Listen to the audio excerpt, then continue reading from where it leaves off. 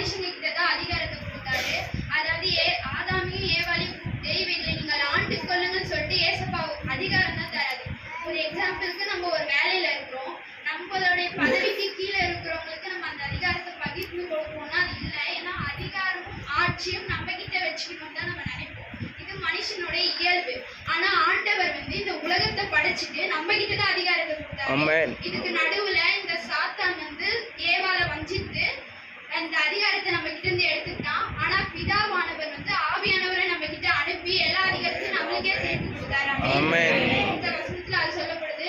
ரெண்டாவது